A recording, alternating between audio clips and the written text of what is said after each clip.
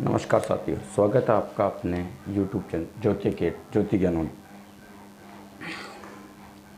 नमस्कार साथियों, स्वागत है आपका अपने YouTube चैनल ज्योति अकेडमी स्टडी पॉइंट में।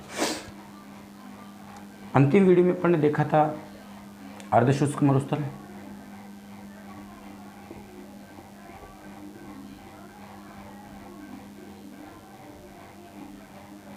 इसके अंदर अपन ने एक देख लिया था घग्गर बेसिन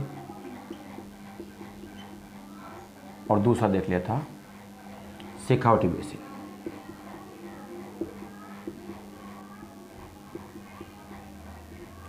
आज जो पढ़ेंगे वो है नागौरी उच्च भूमि, नागौरी उच्च भूमि और एक है लूनी बेसिन।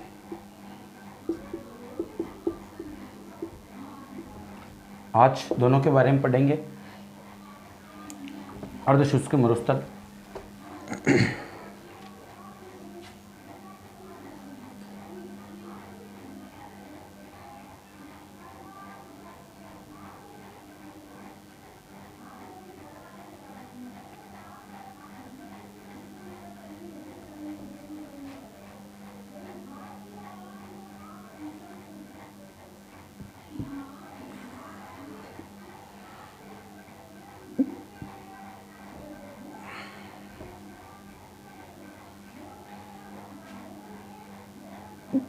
ये था अपना घग्गर बेसिन,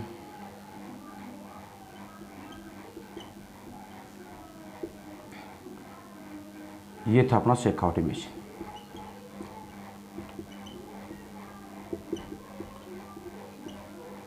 आज पढ़ेंगे नागौरी उच्च भूमि, नागौरी उच्च भूमि। अर्धशुष्क मरुस्थल के अंदर तीसरा जो पॉइंट है, पहला घग्गर बेसिन, दूसरा शेखावटी बेसिन। अब तीसरा है नागौरी उच्च भूमि। तीसरा है इसके अंदर नागौरी उच्च भूमि। क्या है नागौरी उच्च भूमि? नागौरी उच्च भूमि यह सिर्फ एक ही जिले में है, नागौर जिले की बात आती है तो नागौर। और यहाँ पर नागौर के अंदर अत्यधिक खारे पानी की झीलें है, अत्यधिक खारे पानी की झीलें।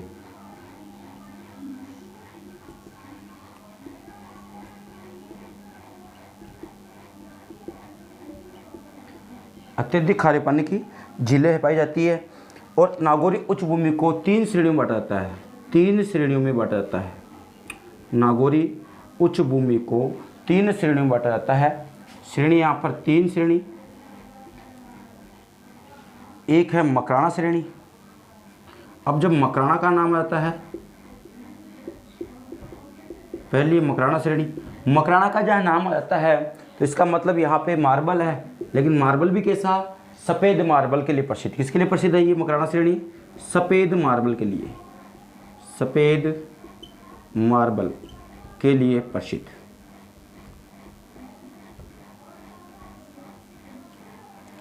दूसरे नंबर पर जो श्रेणी आती है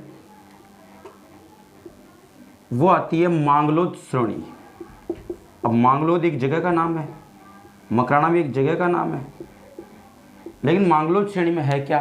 तो यहाँ पे ये जिप्सम के लिए प्रसिद्ध है। मांगलोद श्रेणी जिप्सम के लिए प्रसिद्ध है, जिप्सम के लिए प्रसिद्ध है मांगलोद। यहाँ एक जगह है, दो गांव है, गोठ और मांगलोद।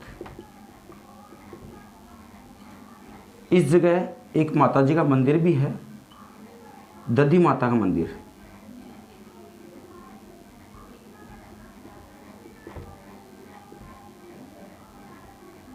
जो कि गोठ मांगलोद में है। और ये दादीचो की कुलदेवी, दादीचो की कुलदेवी। तीसरे नंबर की जो श्रेणी आती है वो आती है जायल श्रेणी,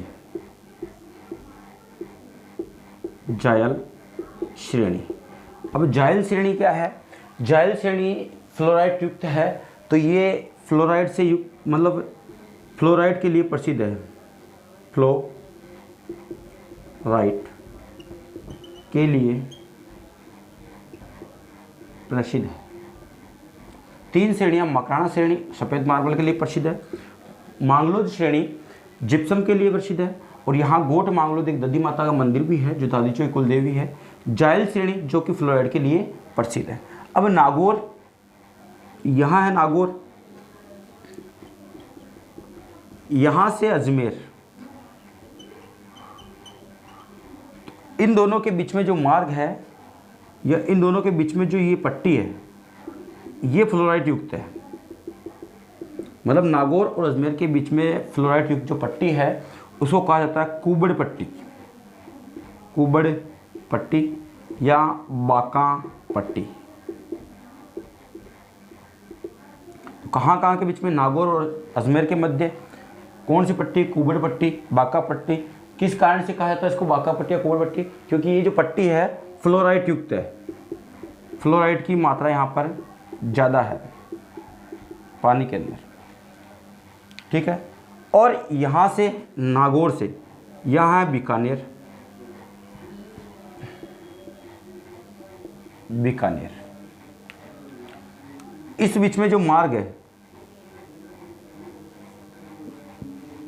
इस मार्ग को कहा जाता है हाड़पन।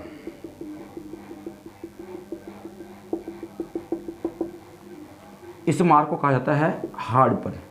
अब हाड़पन क्या है? तो नागौर और बीकानेर के मध्य जो जमाव है किसका? जिप्सम का जमाव, जिप्सम का जमाव, जमाव है, हार्ड है, टाइट है, इसलिए इसको कहा जाता है हाड़पन। किस किस के बीच में? नागौर और बीकानेर के मध्य किसका जमाव है? जिप्सम का जमाव, जिसे क्या कहता है? हाड़पन। और बीकानेर से अजमेर के मध्य जो NH है, यही जो NH है पुराना नंबर 89। तो नागौर से अजमेर के मध्य कुबड़ पट्टी, बाका पट्टी फ्लोराइड युक्त है, और नागौर से बीकानेर के मध्य जो पट्टी उसे हाड़पन कहा जाता है जो कि जिप्सम के जमाव के लिए प्रसिद्ध है। ये अपना हुआ नागौरी उच्चभूमि। और इसके बाद आता है अपना लूनी बेसिन या गोडवाड़ प्रदेश।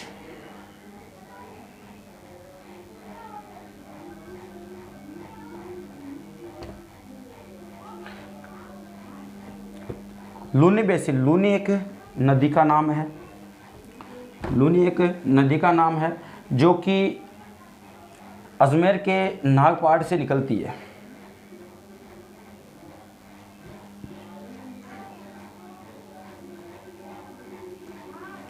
चौथा है लूनी बेसिन, लूनी बेसिन या कहो गोडवाड़ प्रदेश, गोडवाड़ प्रदेश। अजमेर के यहाँ से नागपाड़ से निकलती है लूनी नदी।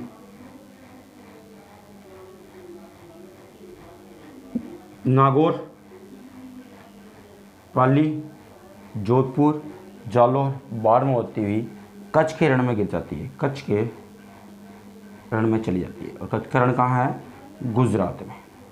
और अपना जो महान मरुस्थल या लघु मरुस्थल भी कच्छ के रण से ही प्रारंभ होता है जो कि बीकानेर तक चलता है। और ये है नाग पहाड़, नाहक पहाड़, जिसकी ऊंचाई है 795 मीटर। यहाँ से निकलती है, इसका उद्गम स्थल है लूनी नदी का। तो अपन अजमेर जो कि अरावली का क्षेत्र आता है इसको पढ़ ही नहीं रहे। नागौर की अपन बात नहीं करेंगे क्योंकि अपन नागौर की बात नागौरी उच्चभूमि में कर चुके थे।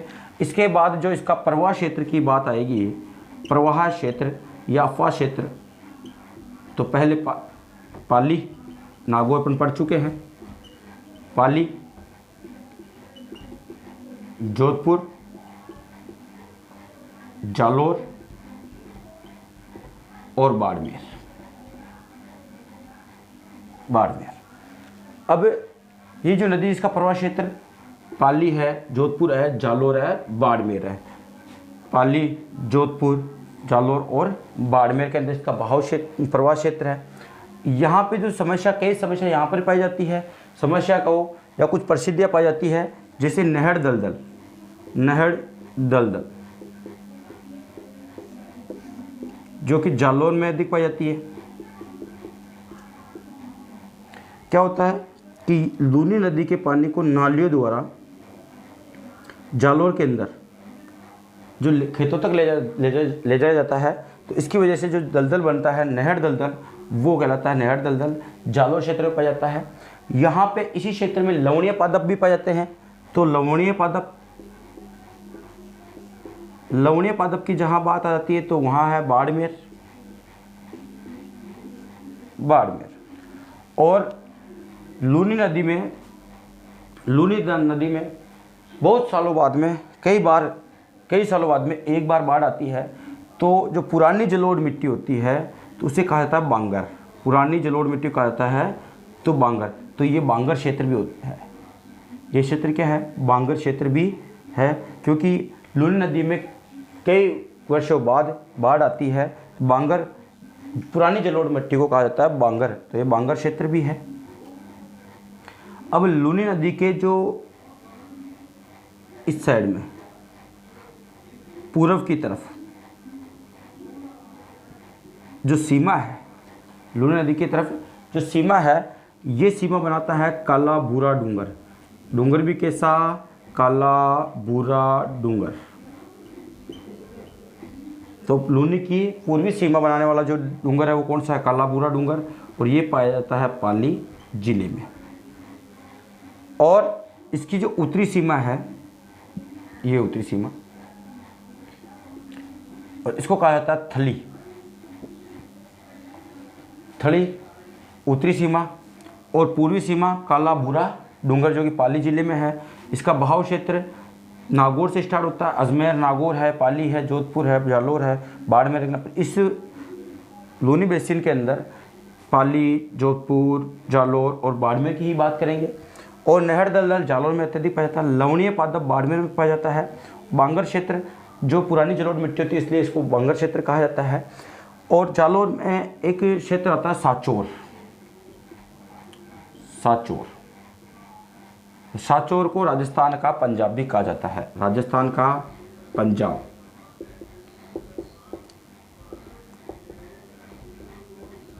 तो साचौर कहा जाता है राजस्थान का पंजाब। इसके बाद इसी क्षेत्र के अंदर 56 की पहाड़ियाँ पाई जाती है। 56 की पहाड़ियाँ पाई जाती है।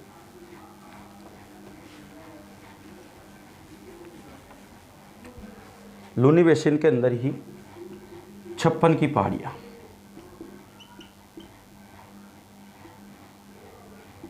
क्या है 56 की पहाड़ियाँ? कहाँ है? तो कहाँ का जो नाम आता है तो वो होती है बाड़मेर में।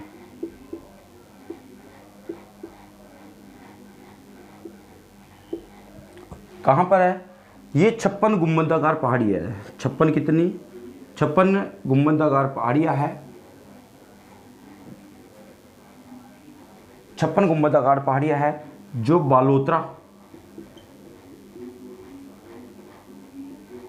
बालोतरा से सिवाना के मध्य है। बालोतरा से सिवाना के मध्य 56 गुंबदाकार पहाड़ियाँ, 56 गुंबदाकार पहाड़ियाँ किस किस के बीच में? बालोतरा और सिवाना के मध्य 56 जो गुंबदाकार पहाड़ियाँ हैं उनको ही कहा गया है 56 की पहाड़ियाँ। जिले की बात आती है तो बाड़मेर, दो स्थानों की बात आती है तो बालोतरा और सिवाना के मध्य।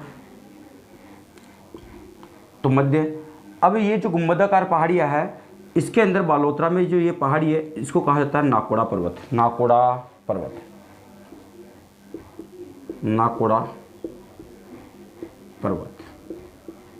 और नाकोड़ा पर्वत के अंदर यहाँ पे एक मंदिर बना हुआ है, नाकोड़ा भैरव का मंदिर। नाकोड़ा भैरव मंदिर। अब नाकोड़ा भैरव मंदिर धर्म की बात आती है तो जैन धर्म से संबंधित है।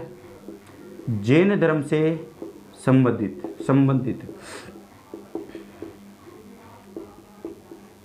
जैन धर्म से संबंधित है। और ये जो समर्पित है वो जैन धर्म के 23वें तीर्थक, 23वें तीर्थकर पार्श्वनाथ जी को समर्पित है।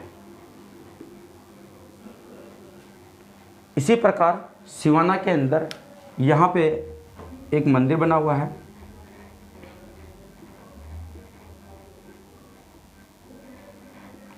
हल्देश्वर महादेव का मंदिर, हल्देश्वर महादेव मंदिर। तो नाकोड़ा भैरव का मंदिर बाड़मेर में, हल्देश्वर महादेव का मंदिर बाड़मेर में। इसी स्थान पर एक गांव पड़ता है पीपलूद गांव, पीपलूद गांव। जिले की बात आएगी तो बाड़मेर। पश्चिमी राजस्थान में सर्वाधिक वर्षा वाला स्थान, पश्चिमी राजस्थान में सर्वाधिक वर्षा वाला स्थान, राजस्थान का सर्वाधिक वर्षा वाला स्थान है माउंट आबू। पश्चिमी राजस्थान का सर्वाधिक वर्षा वाला स्थान है पीपलूद गांव। तो इसे मारवाड़ का माउंट आबू कहा जाता है, मारवाड़ का माउंट आबू, मारवाड़ का माउंट आबू पीपलूद गांव। और सर्वाधिक आर्द्र स्थान पश्चिमी राजस्थान का आर्द्र स्थान पीपलूद गांव। ये थी 56 की पहाड़ियाँ। एक राजस्थान में ही है 56 का मैदान, दोनों अलग अलग जगह है। 56 का मैदान पड़ता है प्रतापगढ़, प्रतापगढ़ के अंदर, और बांसवाड़ा में भी है कुछ। यहाँ पे 56 गाँव है, 56 नालों का जो समूह है उसे 56 का मैदान कहा गया। जबकि यहाँ 56 गुंबदाकार जो पहाड़ियाँ है उससे कहा गया 56 की पहाड़ियाँ, जो कि बालोतरा से सिवाना के मध्य स्थित है। इसके बाद लूनी बेसिन में आती है जसवंतपुरा की पहाड़ियाँ।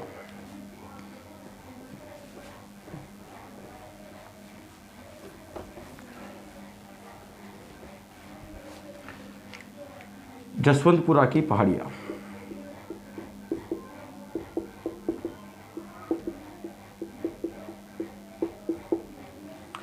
स्थान की बात आती है, जिले की बात आती है तो जालोर।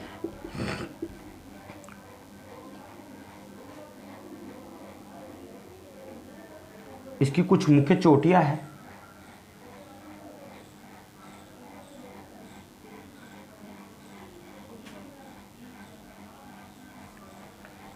यह तो है एक डोरा, इस पर्वत का नाम है, इस चोटी का नाम डोरा पर्वत या डोरा चोटी। इसका है इसराना, भाकर। भाकर वैसे सिरोही जिले में पाए जाते हैं और इसका अर्थ है तेज ढाल वाली पहाड़ियाँ। तो तेज ढाल होती है, बिल्कुल सीधी होती है ऐसे, जिसका तेज ढाल होता है वो वो होते हैं भाकर। लेकिन यहाँ पर भी है डोरा पर्वत, इसराना भाकर, ये है रोजा भाकर, ये है झारोला, इस चोटी का नाम है झारोला, और इसका नाम है सुंधा पर्वत, सुंधा पर्वत। तो डोरे की ऊंचाई 869 मीटर। डोरे से याद रख सकते हो 869 मीटर से मैं बात करता हूं कि राजस्थान जो है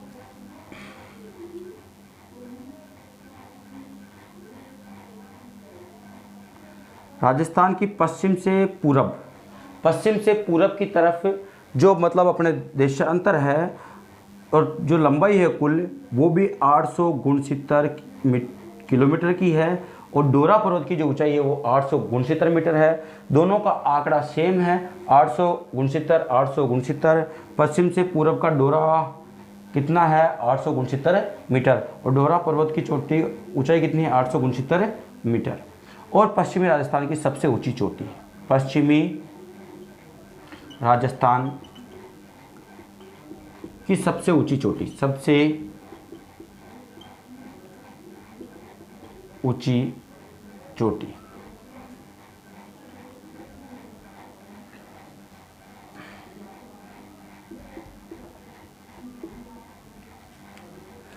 इसके बाद आता है इसराना भाकर, इसकी ऊंचाई है 838 मीटर, 838 मीटर। इसराना भाकर की कितनी है 838 मीटर, डोरा की कितनी है 869, रोजा भाकर की जो ऊंचाई है वो है 730 मीटर, 730 मीटर। जारोला की जो ऊंचाई है वो 588 मीटर, 588 मीटर। और सुंदा पर्वत की जो ऊंचाई है वो है 450 मीटर। सुंदा पर्वत पर एक माताजी का मंदिर भी है। यहाँ पे राजस्थान का प्रथम रोपवे लगाया गया। राजस्थान का प्रथम रोपवे सुंदा पर्वत पर लगाया गया, 450 मीटर जिसकी ऊंचाई है। पश्चिमी राजस्थान की सबसे ऊंची चोटी की बात करेंगे तो डोरा की लंबाई कितनी है 869। याद रखने के लिए आप उत्तर से पूर्व की जो लंबाई है 869 किलोमीटर वो इसको मीटर लगा सकते हो। इसराना की 838 मीटर, रोजा भाकर की 730 मीटर, जारोला की 588, सुंदा पर्वत की 450 मीटर। इस प्रकार अपना उत्तर पश्चिमी मरुस्थल पूरा होता है। और इस उत्तर पश्चिमी मरुस्थल में अपन ने दो भाग देखे थे, शुष्क मरुस्थल, अर्ध शुष्क मरुस्थल। शुष्क मरुस्थल में बालू का स्तूप युक्त देखा, बालू का स्तूप मुक्त देखा। अर्ध शुष्क के 4 भाग पड़े, उद्गगर बेसिन, शेखावटी बेसिन, नागौर उच्च भूमि और एक लूनी बेसिन। अगले वाले वीडियो में अपन अरावली पर्वतमाला की बात करेंगे। तब तक के लिए आप सभी का बहुत बहुत धन्यवाद।